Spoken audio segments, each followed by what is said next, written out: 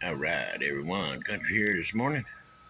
Just got a few little projects here, making up some kitchen knives. I got a friend that needs some kitchen knives, so stick around and see what I do. See how I make some quick little kitchen knives that's gonna last for years.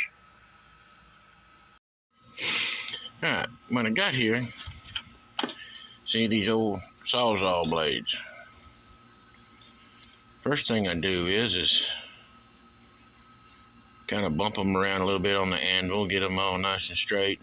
Then I put them on the belt sander and clean off all that garbage that's on them.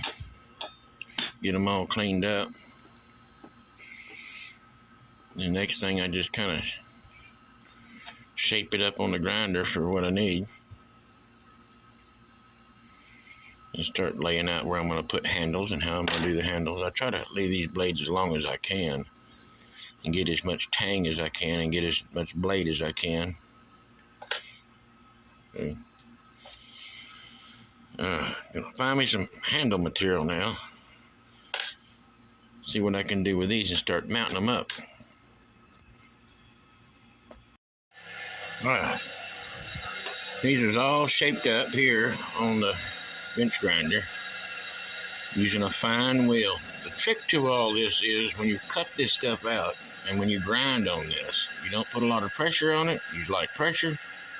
You got to do this as cold as you possibly can.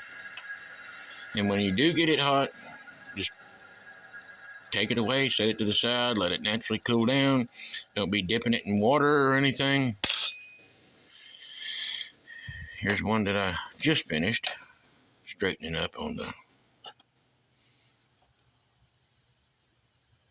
bench grinder. So I'm going to take this now and I'm going to go over to the belt sander and clean all that up, polish all that up. All right, now let's see. All cleaned up. Them's all ready now, pretty much for handles and all.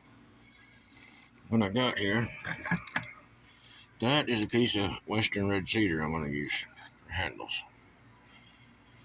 It'll be good for kitchen knives and something that's going to be getting wet all the time.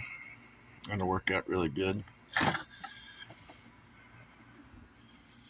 One thing that I did, what I didn't tell you about a while ago, is that there's always going to be a little bend in these blades. One of the most important steps in this is to lay it on your flat anvil or your steel that you're hammering on, and you hammer those straight. And that's an important step. You only want it straight, and that's going to help get it straight. That also helps in the hardening process of the steel too. So one thing is important. All right, all the handle blocks are cut. Now I gotta see if I can split it to where I can pin that in there and secure all that. Let's see if I can saw a slot down. All right, all of them been cut, been slit like that. I'm fixing to epoxy that all up, put it under pressure.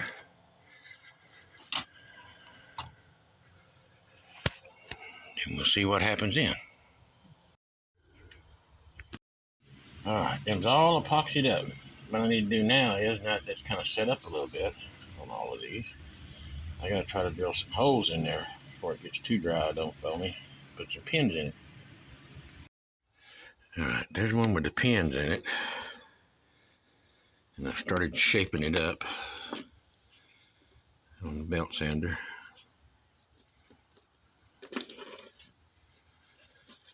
So that's one of them so far that's coming along.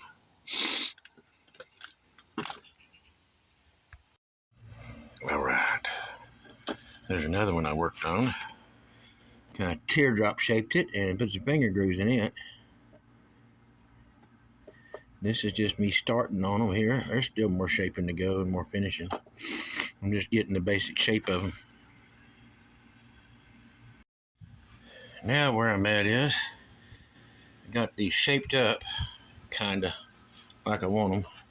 And I put some extra sealer and all around all the pins and the cracks and everything. I'm gonna give that time to set up before I come back and do my final fitting and shaping and grinding.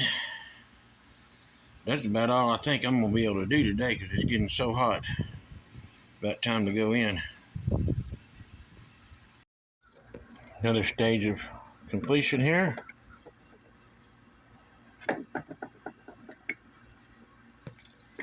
Still working on them though.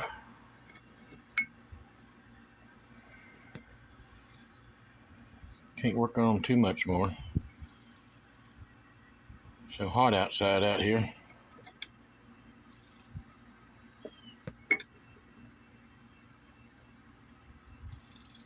That's what they look like so far.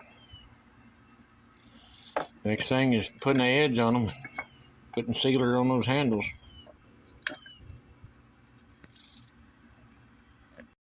All right, I got these things worked out. I got them all oiled up good on the handles. Silo wood, beveled up the knives, and then I've been in here sharpening them. I had to come in the house. Got a little hot outside. And all I'm using is just cheap two-sided stone, and then put my final honed edge on it with one of these. It's ceramic. It's not like a butcher steel. It's like a butcher steel, but it's ceramic. And that's all I've done. So these old saw blades, they make great knives. Got a big one here for cutting up some big meat. This is more kind of a real flexible, like a fillet knife. It'd be good for boning and all too. And then just an everyday paring knife, trimming knife. They make great knives, great kitchen knives. So, but all I got on this video. Till I see y'all next time.